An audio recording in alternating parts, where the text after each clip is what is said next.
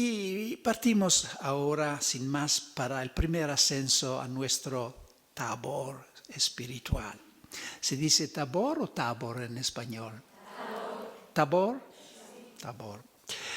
6 días después de haber recibido en Cesarea de Filipo la profesión de fe de Pedro y de haber anunciado su pasión, Jesús toma consigo a Pedro, a Santiago y a Juan y sube a un monte alto en un lugar apartado, ellos solos, dice Marcos. Con estos 3 detalles, el acontecimiento se separa de la esfera natural y del ritmo ordinario de la vida. Es situado en una dimensión diversa de soledad, de silencio y de lejanía de todo. La primera estrofa del poema Subida al Monte Carmelo de San Juan de la Cruz nos ayuda a ponernos en la disposición de ánimo de quien deja atrás todo y de puntillas, para no ser retenido, cuando es aún noche profunda, sale de casa para seguir la llamada del amado. En una noche oscura, con ansias en amores inflamada, oh dichosa ventura, salí sin ser notada, estando ya mi casa sosegada. Es famosa esta estrofa. ¿Cuál es para nosotros la casa de la que debemos salir? Las cosas y preocupaciones de que debemos desvincularnos. Cada uno lo descubrirá sin dificultad por sí mismo. Pero se impone un desapego. Como hizo Jacob, que ante la inminente lucha con Dios, atravesó solo el torrente Jabbok, dejando en la otra orilla mujeres, esclavas, rebaños y todo lo demás. Jesús se transfiguró ante ellos.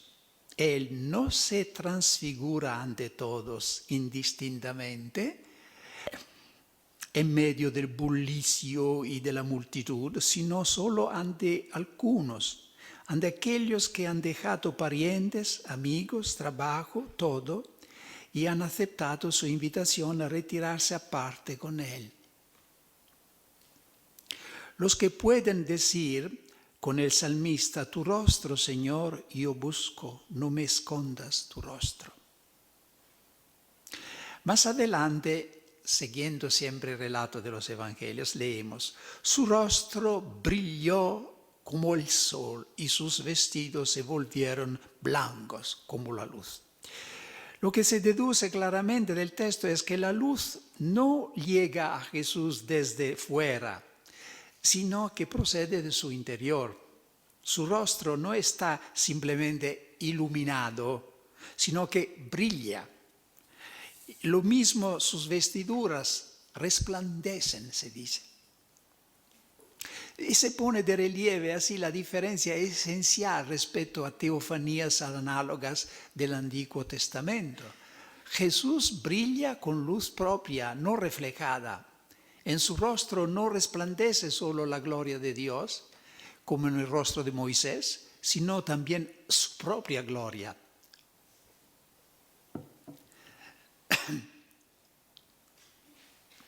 Mejor, resplandece como propia la misma gloria de Dios, porque Él es resplandor de su gloria e impronta de su substancia, dice la carta a los Hebreos.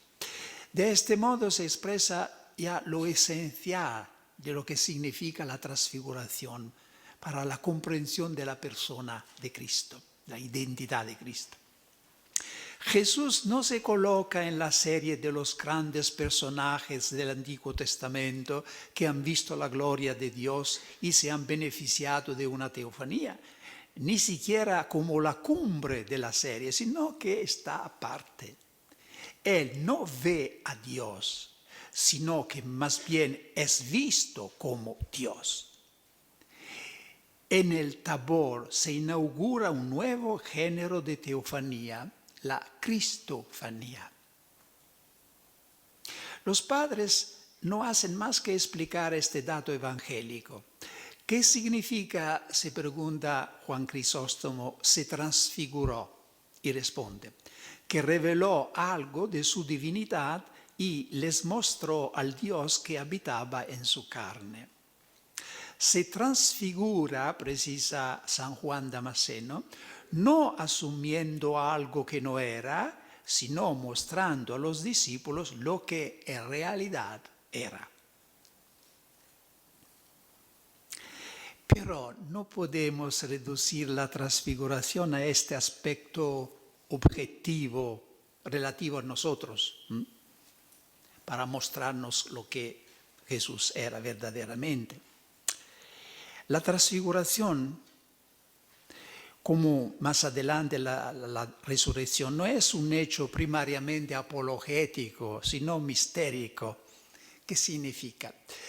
Significa que Jesús no se transfigura simplemente para dar pruebas de su divinidad, sino que en este momento pasa algo misterioso entre él y el Padre.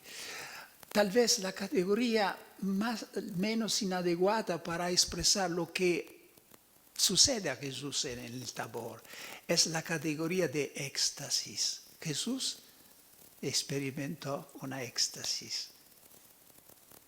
Pero a la diferencia de todos los santos que han tenido éxtasis, en Jesús, para entrar en Dios no se necesita salir de sí mismo. La éxtasis, en el sentido etimológico, significa salir de sí mismo. Éxtasis significa estar fuera de sí mismo. Pero en Jesús esta éxtasis no requiere que salga de sí mismo porque Él mismo es Dios. Es un estado, un cortocircuito que se produce en Él entre la divinidad y la humanidad. Y como cada éxtasis está acompañada por un gozo, una alegría infinita, la transfiguración es un misterio de felicidad. En este momento, toda la alegría, el júbilo que pasa en la Trinidad entre el Padre y el Hijo se produjo también a través de la humanidad de Cristo.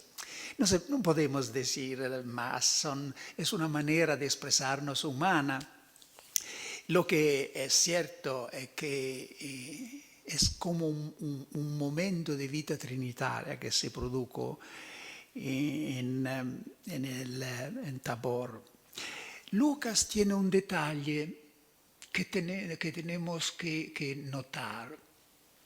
Dice que Jesús subió al monte para orar. Y añade, fue mientras oraba que su rostro brilló, sus vestidos. Y este detalle es importante porque significa, primero, que Jesús no subió al monte para ser transfigurado. Esta era una sorpresa que el Padre tenía para él. Jesús salió al monte para orar. Y esta transfiguración es la obra de su oración. Es el efecto, cuando Jesús oraba, se producía entre él y el Padre Celeste un turbelío, ¿se puede decir un turbelío? Un torbellido como de energía, de luz, de gozo que pasaba. La imagen de Jesús que está orando en la mañana, en la noche, en la orilla del mar, es algo fascinante. Se puede imaginar qué pasaba entre el cielo y la tierra en este punto donde el Hijo de Dios, hecho hombre, dialogaba con el Padre. Y es interesante que lo mismo pasa en el bautismo de Jesús. Según San Lucas, también la teofanía del bautismo fue causada por la oración de Jesús. San Lucas dice que estando Jesús en oración, después de ser bautizado, estando él en oración, el cielo se abrió y se oyó la voz. Entonces es la oración de Jesús que siempre realiza estos momentos de teofanía. Se le aparecieron Moisés y Elías, que vemos ahí.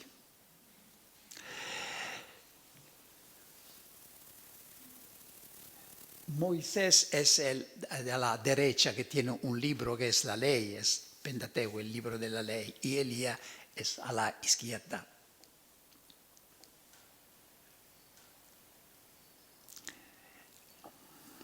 El sentido objetivo de la transfiguración, es decir, lo que la transfiguración revela acerca de Jesús, de la historia de la salvación, el aspecto subjetivo, ya lo he dicho, es lo que pasa en el alma de Jesús, este momento de intimidad con el Padre que es llamado éxtasis. Esto sería el aspecto subjetivo, personal de Jesús, la experiencia que Jesús hizo. Pero hay también el aspecto objetivo, es decir, lo que este momento nos enseña acerca de la historia de la salvación y de la persona de Jesús.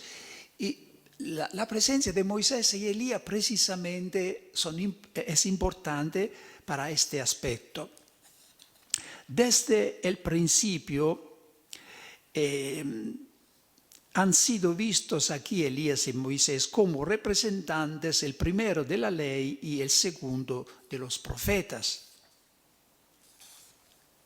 Y tenemos que recordar que ambos, y Elías y Moisés, tuvieron ellos una revelación de Dios sobre el monte Sinaí. Entonces es una manera de decir que ahora en el Tabor se realiza lo que en Sinaí era una profecía, una promesa, ¿no? Ahora verdaderamente Moisés está frente a la zarza ardiente. Ahora ve el que es. Lo que tienen en común y lo que diferencia al Tabor y al Sinaí aparecerá mejor a continuación del relato, cuando se haya oído la voz del Padre.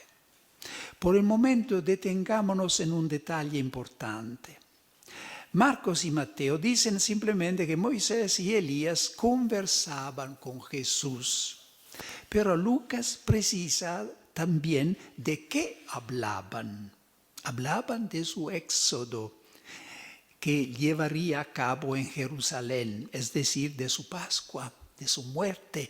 Entonces hay una relación entre Tabor, el Sinaí, pero también entre Tabor y Getsemaní, la pasión de Cristo.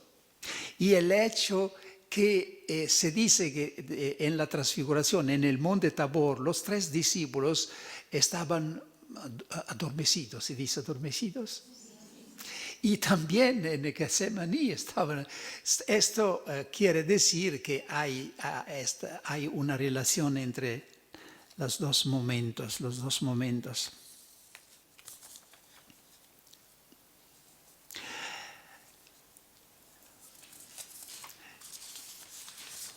A este punto hay la intervención de Pedro. Las intervenciones de Pedro en el Evangelio no siempre tienen para él un resultado muy positivo. Y la intervención de Pedro suena así: Maestro, bueno es estarnos aquí. Vamos a hacer 3 tiendas, una para ti, una para Moisés y una para Elías. Su propuesta de hacer 3 tiendas ha sido interpretada con frecuencia a partir de Orígenes como un nuevo intento del apóstol de parar a Jesús en su camino hacia la pasión, casi una réplica de su Dios te libre, Señor, pronunciado poco antes. Cuando Jesús anunciaba su pasión, Pedro dice, Dios te libre. Aquí sería otra tentativa de Pedro de decir, no puede pasarte esto. San Agustín da una explicación distinta, quizás más plausible.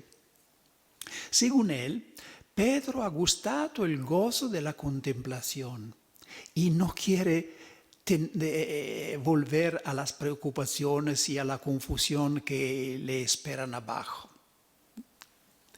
Agustín ve anticipados en Pedro los sentimientos, por no decir las tentaciones que experimenta el hombre de acción que medita este episodio evangélico.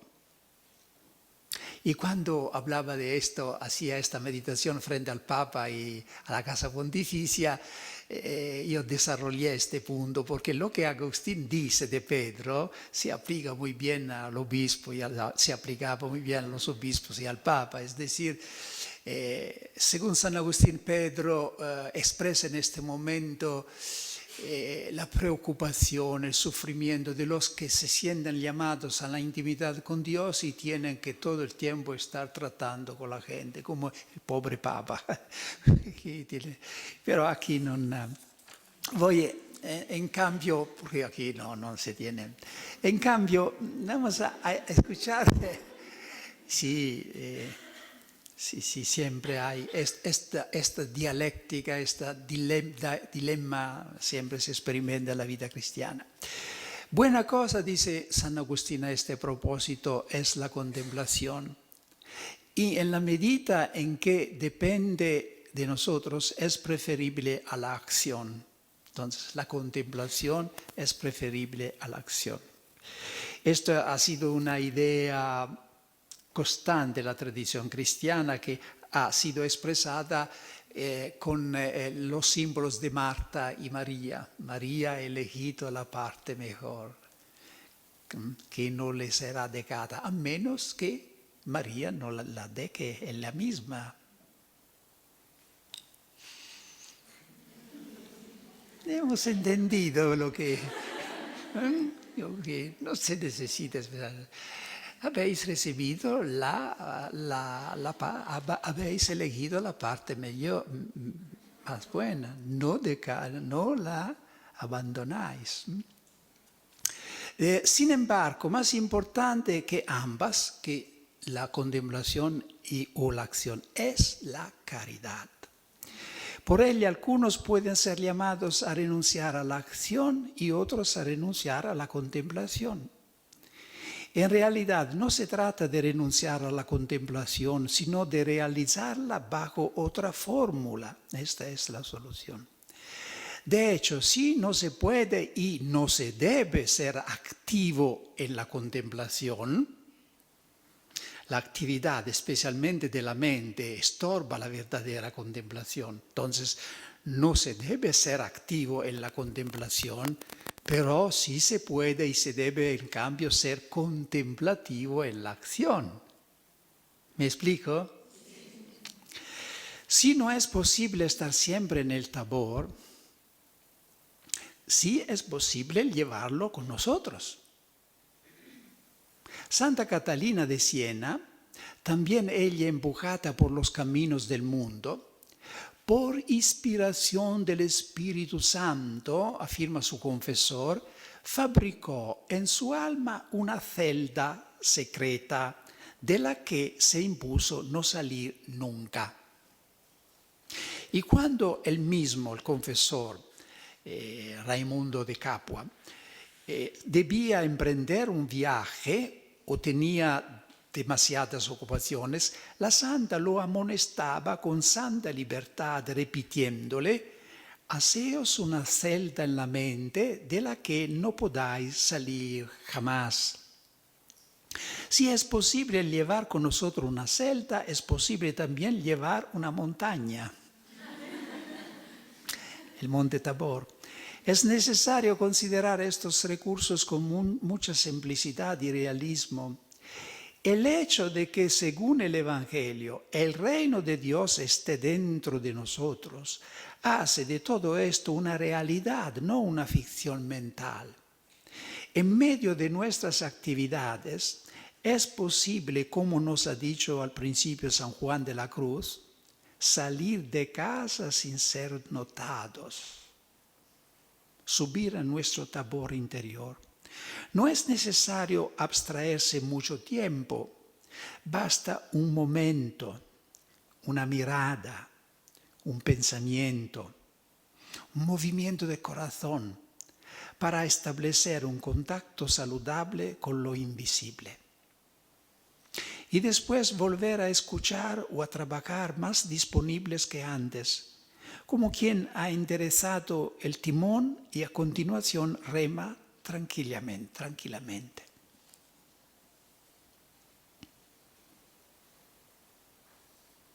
Vino una voz desde la nube. Como veis, esta meditación no es sino un comentario al relato de los evangelios. Inmediatamente Dios realiza a su modo lo que Pedro quería hacer a la manera humana. La nube, señal de la presencia de Dios y de su gloria, los envuelve.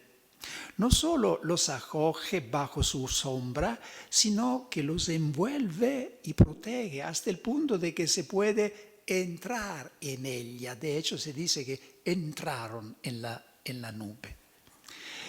Esta tienda divina hace inútiles las 3 tiendas propuestas por Pedro. Es verdad que la nube se asocia normalmente con la gloria de Dios, del que es signo visible, pero en el Nuevo Testamento esta comienza a relacionarse con el Espíritu Santo. Se dice en la Anunciación, el Espíritu te cubrirá con su sombra como una nube. Y así será constantemente interpretada a continuación por los padres de la Iglesia cuando comentan el episodio de la transfiguración. La nube sería entonces en la transfiguración lo que la paloma es en el bautismo, es decir, el signo visible de la presencia del Espíritu Santo. Y vemos cómo la transfiguración es un acontecimiento trinitario. No podía estar ausente el Espíritu Santo en un momento tan visiblemente trinitario, donde hay el Hijo, el Padre. Precisamente la nube es el signo de esta presencia del Espíritu Santo. Y esto significa que la contemplación de Jesús, ¿de qué estamos hablando? Porque el Tabor, la transfiguración, es un medio para entender qué es la contemplación de Jesús. Esto nos dice que la contemplación verdadera de Jesús no se puede realizar sino en el Espíritu Santo. Él es la atmósfera, la luz en que se realiza una verdadera contemplación, en espíritu y verdad. Por esto, antes de ponerse en oración, en contemplación, sería bueno invocar el Spirito. Ven, Spirito Creador, per te sciamus da Patrem, haz que por medio de ti conozcamos el Padre y el Hijo. Como en toda teofanía, al signo perceptible de la vista, que es la nube, se añade otro perceptible por el oído. Se oye una voz. En Pentecostés también se vio algo, lenguas de fuego, hubo un signo por la vista y hubo un signo por el oído, se oyó un ruido. Aquí también se ve algo y se oye una voz. Y la voz dice: este es mi Hijo predilecto, escuchadle. Había 3 personajes ante los apóstoles, pero el Padre no dice: estos son mis hijos, escuchadles. Dice en cambio en singular: escuchadle. Moisés y Elías, las cumbres espirituales del Antiguo Testamento, aparecen ahora por lo que son: simples siervos en la casa de Dios respecto a quien es el Hijo.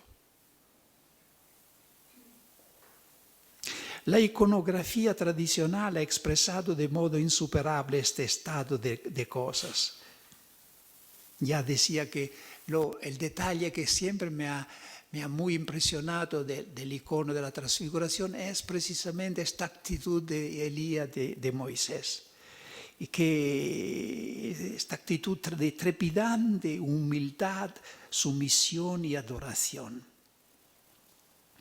Esto siempre me suscita en mí el deseo de imitarlos, de estar en la presencia de Cristo como están ellos, en total, sorprendida, grata, libre y gozosa sumisión. Como María en algunas representaciones del nacimiento, está de rodillas ante su Hijo, llena de estupor y de adoración.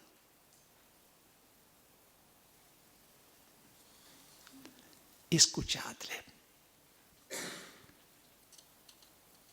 Ahora se entiende por qué cuando Pedro hablaba de hacer 3 tiendas no sabía lo que decía. Hacer una tienda para Jesús, otra para Moisés y otra para Elías, era ponerlos a la misma altura, era desconocer la distancia infinita que hay entre ellos, como si Jesús fuera uno de los 3, una para ti, una para Moisés, una para Elías. Era poner a Jesús en el plano de los 12, por eso no sabía qué decían.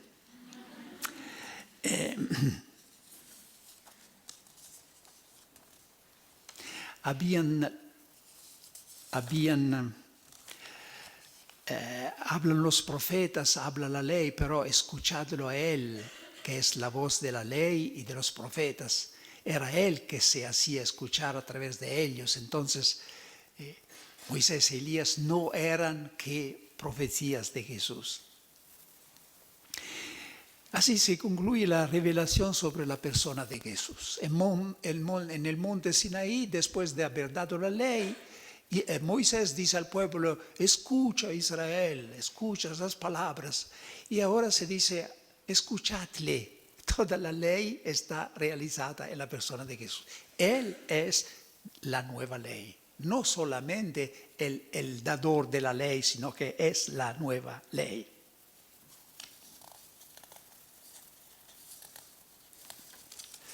Último detalle que cierra todo el episodio.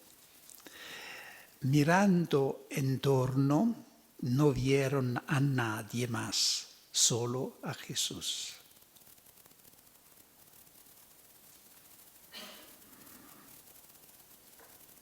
Moisés y Elías desaparecen, la nube se retira, la voz se calla y la luz se apaga.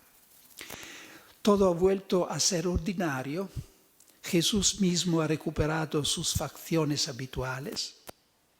Pero precisamente el relieve que los 3 sinópticos dan a esta notación final esconde un significado profundo. Quiere decir, es a este Jesús a quien hay que escuchar, al Jesús de los evangelios, no solo a él de los momentos de exaltación. A la iglesia le basta la presencia de Jesús y de sus palabras. También el Antiguo Testamento a partir de ahora se deberá leer sobre todo por un motivo, porque habla de Él.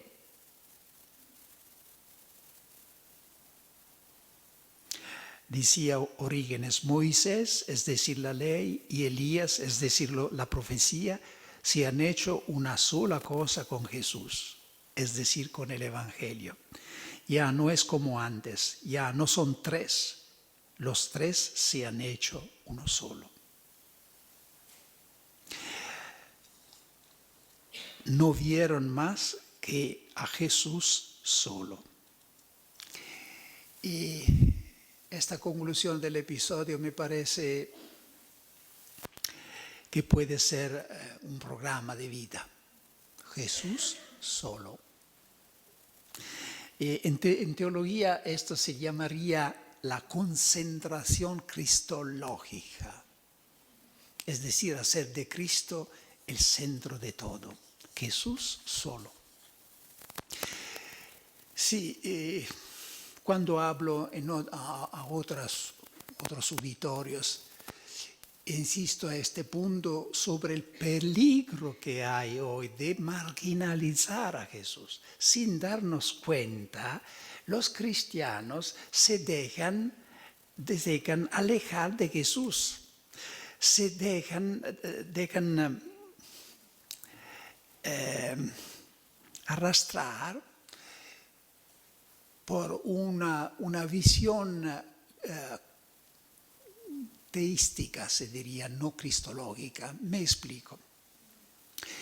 Hay tres diálogos fundamentales en acto en este momento en la cultura de hoy. Hay primero el diálogo con la ciencia. Sabéis cuando es activo y vivo este diálogo con la ciencia, sobre todo a propósito de la biología y de la cosmología, si el mundo es el fruto de un proyecto de Dios o el fruto del caso. Y en este diálogo, al centro hay Dios. El problema es si existe un creador o no. Jesús no está ni siquiera mencionado. No hallaréis en toda esta literatura sobre el diálogo con la ciencia, no se encuentra nunca el nombre de Jesús. Otro diálogo muy importante en el mundo de hoy es el diálogo con la filosofía. Y también aquí Jesús está ausente. ¿Por qué? Porque la filosofía se ocupa de conceptos metafísicos, no de realidades históricas, no de personajes particulares. Y Jesús es una realidad histórica. Entonces, en el diálogo con la filosofía nunca se encuentra a Jesús. Otro diálogo muy vivo en este momento es el diálogo entre las religiones. Sí, sabemos porque el movimiento de los pueblos ha hecho necesario hallar una convivencia entre las religiones, de otra manera habrán guerras santas, ¿no?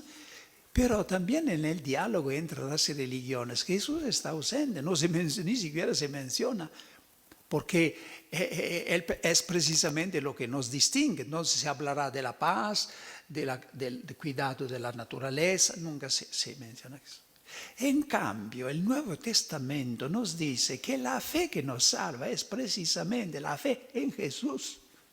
Entonces nosotros los religiosos tenemos que realizar este programa que está encerrado de una manera simbólica en esta frase conclusiva de la transfiguración. Jesús solo.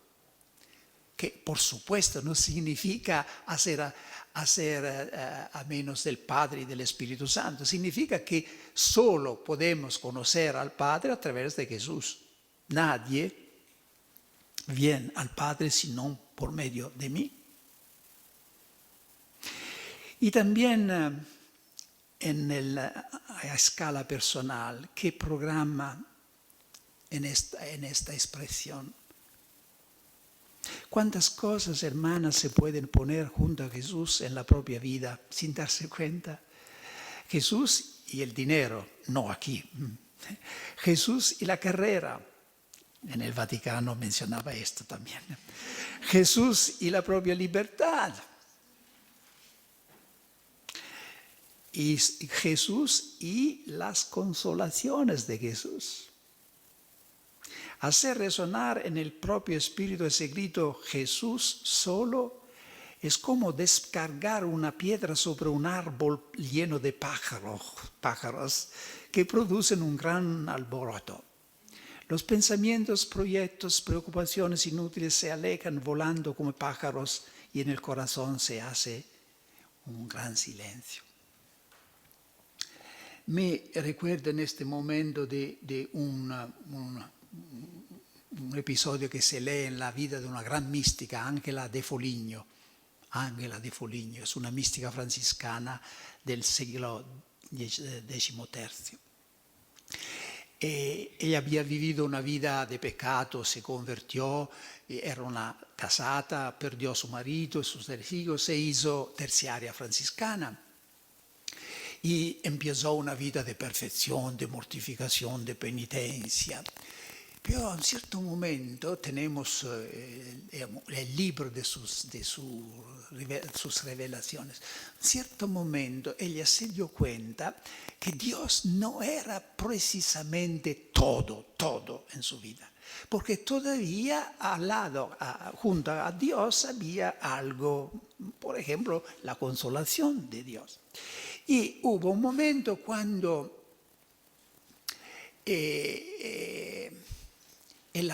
ella oyó la voz de Dios que le preguntaba, Ángela, ¿qué quieres?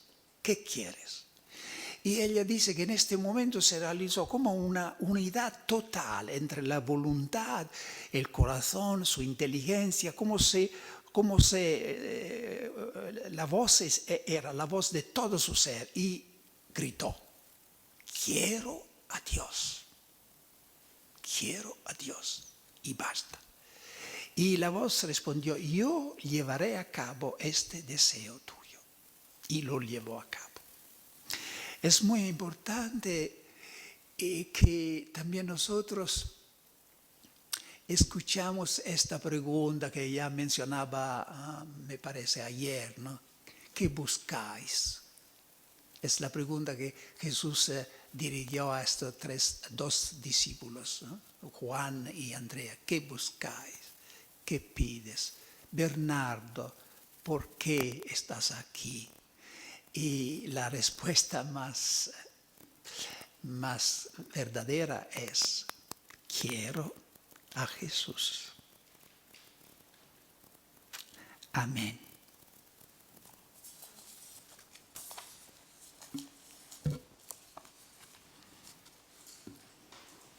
Bien, ¿por qué no lo decimos todos comunitariamente? Queremos a Jesús. Queremos a Jesús. No, esto es demasiado indirecto. Jesús, te queremos. Jesús, te queremos. Jesús, te buscamos. Jesús, te buscamos. Y Él está oyendo y se alegra mucho.